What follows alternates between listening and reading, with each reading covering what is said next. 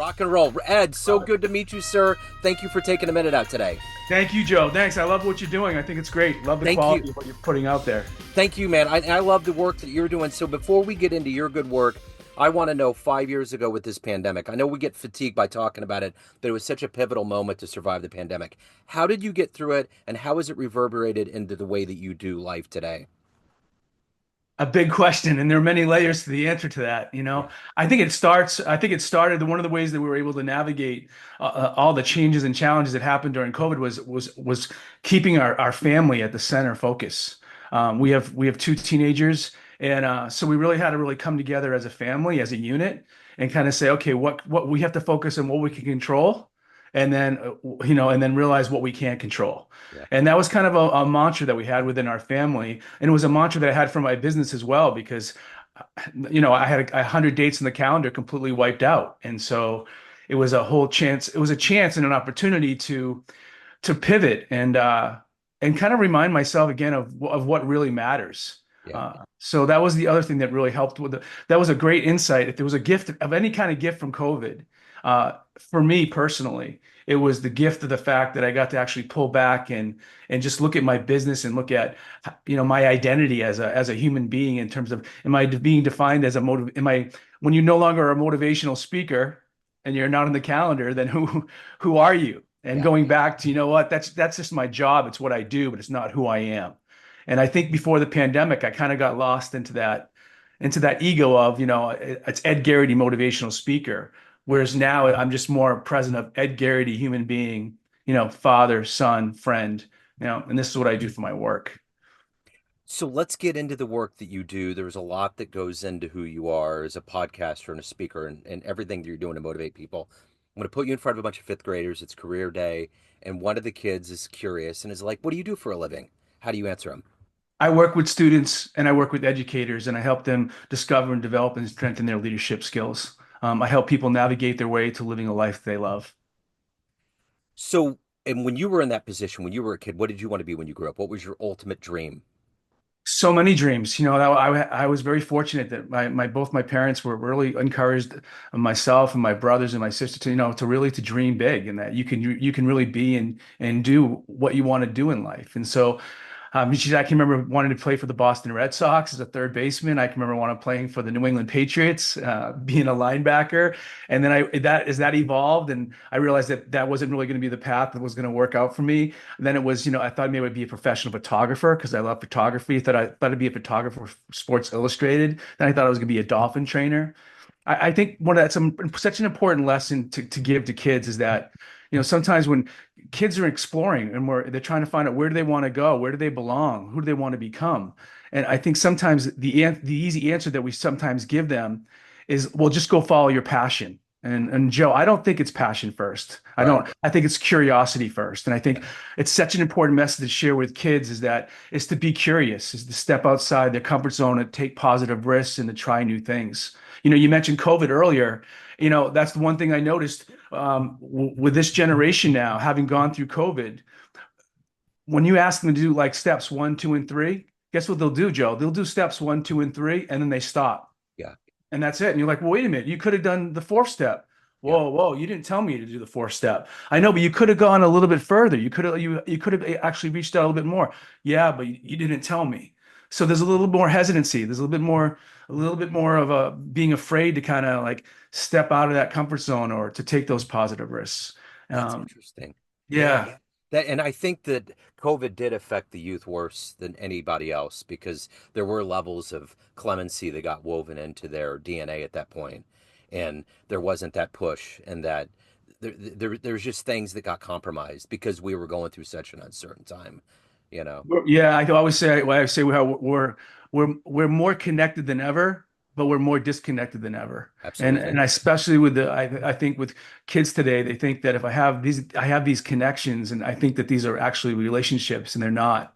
They're just connections, and so we're losing the art of relationship. We're losing the art of what really matters in terms of having a relationship, and what does a true connection really mean Yeah, with another person. for sure. So how did you find this path? You had dreams, and I know that too. When I was growing up, there was all these dreams of what could potentially happen, but you have to be around on the planet for a little while to figure out what your path is. How did you figure out being in front of people on stage, behind a microphone, motivating? How did this become you? Yeah, so when I played a lot of sports in high school. I played football, baseball, and I was fortunate to have some really inspirational coaches as I went along high school, all those 4 years. And then my dad was in life insurance, and so as an entrepreneur in himself, we always had these books around the house. With it was Napoleon Hill, W. Clement Stone, Dennis Waitley, uh, all these amazing Zig Ziglar, all these books were around the house in the cassette tapes, and I used to listen to them and I would read them because I loved it, and and I so because of the sports and because of opportunities of being involved with different leadership groups in school. I used to go to these conferences and I would see speakers up on stage and I'd see and I'd be like, wow, that is so cool. And then so right around my junior year in college, I was like, you know what? I actually think this is what I want to do. I actually want to go and help students. I want to help kids discover and develop and strengthen their leadership skills. So I started volunteering going into elementary schools when I was in college. I was a communications major. And because I knew I wanted to maybe get into teaching or coaching, and I also knew I wanted to travel. Um, I love this whole subject matter of personal growth and leadership. And so by my senior year, I put together a little brochure with letters of reference and started mailing them out to schools, and lived at home for 2 years after I graduated with my degree in communications, and just slowly built up my business, and I fell in love with it. And I think it's so important that anybody that's pursuing their dreams to realize that you can't do it alone, that you have to ask for help along the way. And I would not be where I am today if it wasn't for the unbelievable mentors and teachers that helped me when I said, hey, even when I didn't even ask for help, they're like, hey, I can help you. And then to be open to the help too. Sometimes I think we hold back, say, no, I'm going to do it all by myself. And I think that can be a real stopgap from you getting to where you want to go. So, from those mentors and heroes you've had, what was the best advice you ever got? One of the best advices I got from the platform from being a speaker was is that this was from Earl Room. He was a great educator, and he said, Ed, whenever you're in front of an audience, make sure they can see, make sure that whoever you can look into their eyes, make sure you look into their eyes to let them know that you truly see them, that you're right there present with them in the conversation. And I know you can't always do that if you're in front of, thousands and thousands of people, but when you're in a room of 100, 200, you have those people in the front row, third, fourth row, you make that eye contact with people to really let them know that you see them and that you make that real connection. So you're not just up there just telling another story. The other second great piece of advice I got was from a Don Larson. He was another great educator, um, and Don always said, if a kid comes up to you and says, "Hey, did you ever hear the joke about you know, the chicken that crossed the road?" You never shut it down. Yeah. You never say, "Oh yeah, I heard that story," or "Hey, did you know that Tom Brady was drafted in the 199th pick in the NFL draft? Did you know that?" Oh, you know what? I think I might have. Well, tell me, how did you learn about that? Let them share their story. Let them share their story, and then appreciate them telling that story. Even if you know what the story is, Yeah. appreciate it from their standpoint and how they're giving voice to it. That is so important. What great advice. Um, Yeah. so let me ask you this. What's the best speech you've ever seen in your life? She's one of the best speeches. I can't. I'm not going to pronounce his name correct, but I think his name was Nando Perine. He wrote the book Alive Okay. Yeah. about the plane Yeah, crash. yeah, yeah, yeah, yeah. And I saw him speak probably like 10 years ago. And I forget his name, but the book is called Alive. And it was about the soccer team that crashed. I think it was was it the Himalayas or Uh-huh. somewhere? Uh-huh. And it was just such a profound because he lost his loved ones on that plane and the survival that they had to go through. And what made it so powerful and why I've never forgot that speech is he just made it so clear. He goes after that whole event, and he went forth in his life, and he created an incredible, successful business, and his philanthropy is incredible. The difference that he's made in so many people's lives is that he said after that event, I realized that um, I have I have issues, but I have very little problems. And I thought that was so great, Cool. Like there's issues that I have with my life right now, but I don't really have as many big problems, you know. And then he also said how I used to have lots of to-do lists, and he goes, and I don't have many to-do lists anymore. Wow. So Yeah. if there's someone alive right now that you find fascinating that you would love to see speak and maybe talk to them afterwards, just to see how they work, who would that be? Oof.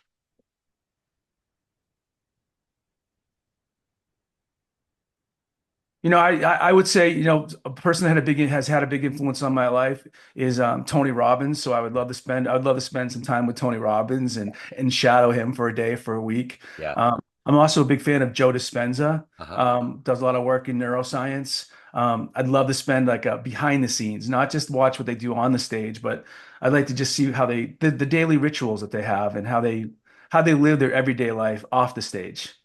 So this could be the Libra in me, but when you look at your life and every day that you wake up and you have all these responsibilities to do the best job that you can, to help people, to take care of your family and yourself, how do you balance all of that? How do you find, is there balance? What's your philosophy on that?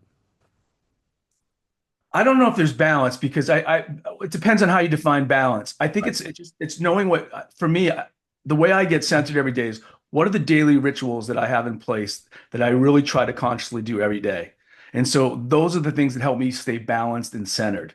You know, and those are what. So for me, you know, I really it's almost every day. There's a couple days that I'll miss, but I really do meditate every day, and I'll do 20 minutes of meditation in the morning, and I'll do that through a guided meditation. I use those two apps, the Insight Timer app, and Yeah. then I also use the Calm app, but mostly I use the Insight Timer app, and I'll do that meditation, and I'll also take the time to Joe to journal. I'll take the time to journal in the morning, and then I'll take the time to be able to also take time to read for like 20 minutes. Yeah. And if I can read 20 minutes in the morning, get a journal in, and get a meditation in, then I'm really set up. I've really set my day up to win. Absolutely. I think it's just important to have those daily rituals. That's what I think. I think there's a difference between being balanced and being centered. And I think that when you can be centered every day by having those daily rituals in your life.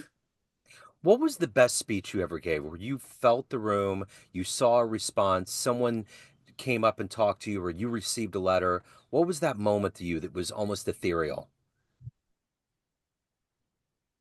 You know, Joe, it's after each presentation. It's like after each program. If I know I've made a contact with a kid, with a connection with a kid, and the kid comes up and says thank you, or you know, oftentimes what will happen is after a program, especially because I work a lot with middle school, high school students, and even college students, and after a program, sometimes I'll have kids come up to me and they'll say, "Hey, Mr. Garrity, can I ask you a question?" And you know what, Joe? 95% of the time, it is never a question. Yeah. Rather, it's a story. Yeah. It's their story. No advice, no opinion. They just want to be heard. They just want to be seen. They just want to be listened to. And so when I get that connection with someone after a program that comes up and says, "Hey, can I ask you a question?" and they share with me their story, then that's the greatest gift in the world because now they're vulnerable, they're open, you know, they feel courageous enough to share a story with someone that they just heard speak for just 45 minutes ago. Now they're opening up their soul. They're Yeah. sharing something really personal. That's But it's wonderful. also the message too, right? The message that I share now, not just with students, but also adults, is having that compassion for one another, you know, having that knowing that everybody is going through something and that we don't know everyone's story. And that just resonates with everyone because everybody is going through something. Yeah. And so we give people the grace and space to not judge and to not criticize and not to do the rumors and the gossip that's prevalent, not just in schools, not just in the cafeteria, but we also know that happens right in the workplace as well. Speaking of youth, if you had a dream tonight, ran into the 18-year-old you, and you could give that young version of you a piece of advice based on this life you've led, the wisdom you've accumulated, what advice would you give? I would say to be gentle with yourself and not to be so hard on yourself Yeah. and to not force it, but to trust that to trust that everything is unfolding as it should and that everything is okay and that there's nothing wrong, there's nothing to fix or change. It's just everything is okay the way it is and just keep on moving forward and keep on doing your best. So let's say we put you in your native element. You're in front of a room of kids, Yep. and you can tell them one fun story, one fun anecdote, one fun, purely fun thing that would humanize you in a different way. What would you tell them? What would you tell that room? You know, I would tell them that, like I shared them the fact, look, you know, we've all been made fun of and teased. And when I was a little kid growing up, I used to get on the bus in like the third, fourth grade, and people would sing a song about me. They would go, Eddie Spaghetti with the meatball eyes, put them in the oven, you get French fries. And I would get so fired up from that, Joe. They knew I would get fired up. I had a little bit of a temper, Yeah. so I'd be climbing over the bus seats and I'd be going after these kids, and I just had like the kids knew it. They would like trigger me. Yeah. And it was because of that I got in trouble for doing that because the kid I had that anger, that temper. And and that's when my mom and dad were like, we got to channel this. And that's where they got me into football, they got me into soccer, they got me into trying all these different sports so that I could release that energy. I just had a lot of energy as a kid. Yeah. Um, so just the idea of being like, those things happen to us in life, and then we can learn from them. And we don't know that at the time, but it's a gift. So coming from that New England area, there's a very rich history of sport, and you've obviously talked about being an athlete. If you could get into a time machine and go back in time and see one game, where are you going? Go back in time and see one game. I actually I'd go see I'd go see Walter Payton play in in Chicago actually. Walter Payton is a huge fan. I'm a huge fan of Walter Payton, and have a great story that I tell about Walter Payton and how I met Walter Payton when I was in high school and at a leadership conference. And it was I'll tell it to you real quick, Joe. It's a great. So I was a big fan of Walter Payton growing up, and so as a little kid, I used to love to watch him play on TV because he never ran out of bounds. He'd always turn it back up the field for a couple extra yards. Captain of his team, he wore number 34. His nickname was Sweetness. Yeah. Yeah, and the reason why they call him Sweetness is because his moves on the field were so sweet, Yeah. and his acts of kindness off the field were even sweeter. They named the Community Service Award in the NFL after Walter Payton. So man, so when I started playing Pop Warner football, Joe, I wanted to be like Walter Payton. So what number I pick? 34. 34. Yeah. Yeah. So I used to tape my cleats like Walter Payton. I used to wear a towel on the side of my football pants like Walter Payton. Well, I was not as fast as Walter Payton. But fast forward my senior year in high school, I'm invited to this leadership conference and awards banquet to go sit in the audience and watch a group of individuals be recognized for their outstanding achievement and success in their particular field of work. And so I look at the list of honorees and I see Oscar Award winners, Grammy Award winners, Tony Award winners. They're on the list. Walter Payton, Walter Payton. Chicago Bears. That's it. So I go to school the next day. I tell all my friends, my teammates, I'm gonna meet Walter Payton. And they're like, Garrity, you're not gonna meet Walter Payton. There's gonna be like 2,000 people at that conference. I mean, you might see him, but you're not gonna meet him. And I remember looking right at my friends and teammates, going, "Hey, I will Right. meet Walter Payton." So 6 weeks later, I'm on a plane for the first time in my life down to Nashville, Tennessee, to the Grand Ole Opry Hotel. It's one of the largest hotels in North America. Lobby so big you can fit a football field inside of it. And I start walking around this lobby, Joe, and I start asking people, "Hey, by any chance, have you seen Walter Payton? Hey, but have you seen Walter Payton?" One person said, "I haven't seen Walter Payton, but you know who I just saw?" I go, "Who?" He goes, "Tony Dorsett." I go, "Tony Dorsett, another great football player, played for the Dallas Cowboys. How cool is that?" So I'm still hanging out in the lobby. A little while later, a person walks up. He goes, "Hey, weren't you looking for Walter Payton earlier?" I was like, "Yeah." He goes, "I saw him at the other end of the lobby, checking at the front desk. Are you sure it was Walter Payton?" He goes, "It was Walter Payton." So I go all the way across the other end of the lobby, Joe, and I get to the lobby. I'm looking around. I don't see him. So I go to the person at the front desk. I go, "Hey, excuse me, could you tell me, has Walter Payton checked in?" She goes, I'm sorry, sir, but I can't tell you that. I'm like, "Really?" She's like, "No." So I go all the way across the other end of the lobby again, Joe, and I get behind a big plant and I pick up the hotel lobby phone. Now, do you know what Tony Dorsett sounds like? No. Neither the person at the front desk. Uh-huh. "Front desk, may I help you?" "Hi, this is Tony Dorsett. My friend Walter Payton just checked in a little while ago, and I was just wondering if you could connect me to his room so I can meet up with him before the big banquet tonight, please." Just 1 minute, Mr. Dorsett. I'll connect you. That's it. Walter had a high voice, Joe. He Yeah. went, "Hello?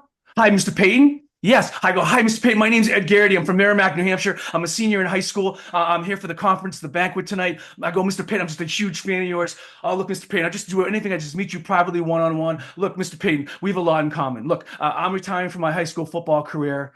You're retiring from the NFL. We just won a state championship in football this year. You won a Super Bowl. I go, I was one of the captains of my team. You were the captain of your team. I go, Mr. Payton, anyway, I just meet you privately one-on-one. He goes, where are you now? I go, I'm in the lobby behind a big plant. He goes, can you meet me now? I'm like, yeah. He goes, okay, Ed, if it's okay, I'm in room 2310. Thanks so much, Mr. Payton. I'll be right there. I hang up the phone. I grab my bag. I grab my camera, Joe. 10 minutes later, I'm knocking on 2310, and there opens the door, Walter Payton. Wow. Jacked. I love it, dude. And he goes, Ed, I'm like, Mr. Payton. He goes, come on in. I walk into the room, Joe, and across the room is his wife, Connie. He goes, honey, this is the young man who called a moment ago. She went, oh, hi, Ed. So he goes, before I can say anything, Mr. Payton, guess what he says? Congratulations. I go, congratulations for what? He goes, didn't you just say on the phone a moment ago that you won the state championship in football this year? I was like, oh, yeah. And he looked down at my hand and I had my championship ring on. He goes, can I see it?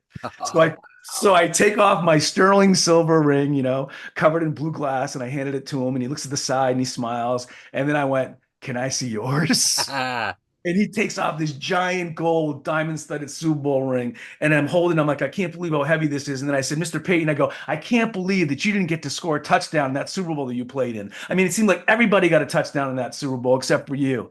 And he went, whoa, wait a minute, Ed. He goes, remember, Ed, it's not about touchdowns. It's about championships. Yep. And the next thing you know, he starts asking me, Joe, about my family, my goals, my dreams. Then he goes, Connie, can we get that picture? Next thing you know, I have my arm around Walter Payton, his arm around Wow. mine. We take the picture. He signs the remaining cards. And I'm like, thank you so much, Mr. Payton. He goes, no, thank you, Ed, for all your support. Here's the big thing, Joe. As I go to walk out of the room, he goes, hey, Ed, one more thing. And he walks over to the desk and he picks up his wallet and he pulls out a blue business card and he goes, here's my contact information. He goes, if you ever need anything, he goes, you let me know. Wow. So I walked out of there and I wasn't sure if what had happened had just happened. But back home here in my office, Joe, are those signed football cards, Yep. the picture of Walter Payton and I. And at the center of that frame, Joe, is that blue business card. And every time, Joe, every time I see that blue business card, I'm reminded about how one person took the time to meet with a 17-year-old kid to listen to my story. He took the time to say thank you. And with that blue business card, he took the time to say, you know what? I see you, you matter, and I got your back. It And I think changed your changed my whole life. changed your whole life. We have to wrap it up on that. It can't get any better than that. If people want to reach out, they want to learn more, how do they do it? How do they reach? Absolutely. You can, well, here's one thing. If you want to see that picture of Walter Payton and I, you can check it out on my Instagram. It's Yeah. a verified account. You don't have to follow me. You can just go and check it out. It's the first picture that comes up. And that Instagram is Ed Gerety. I look a little bit different in that picture, but Walter Payton looks great. Man, I love it, And dude. you can also go to my website, which is edgerety.com. But Joe, I think that's the if there's one message that I could just leave with your listeners today, it's to take the time. Yeah. To take the time to look out for one another, to care for one another, and to let people know I see you, you matter, and I got your back. And I think when we do that, then we're not only just standing up for our greatness, we're standing up for the greatness of others, and we're making the world a better place. What a beautiful story. Ed, I love your spirit, man. Thank you so much. Thank I you. love it. Thank Best you. of luck. Thank you, sir. Thanks, Joe. Take care. Have a great day. Hello, friends. Joe Dimino here. I just wanted to let you know that after 30 years or so, I have finally released my first book of poetry through the mighty Spartan Press here in Kansas City, Missouri. As the creator and host of both Neon Jazz Radio and the Famous Interviews with Joe Dimino podcast, along with being a visual artist, I'm ready to embark on a new adventure and want you to be a part of it. You can get a copy online via Barnes & Noble, Amazon, and actually on the streets in Kansas City at the great Prospero's bookstore off 39th Street. You can also visit joedimino.com for links to the book, to more poetry, and everything in my world, including paintings. Thanks for all of the love and support over the years, and please dig the words.